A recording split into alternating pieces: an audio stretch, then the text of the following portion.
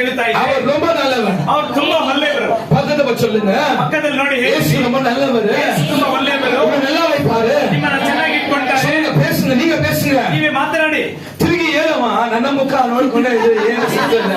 ಅದನ್ನ ಪಕ್ಕದಲ್ಲಿ ತಿರುಗಿ ಹೇಳಿ ಮಾತಾಡಿ. ಕೆಲವರು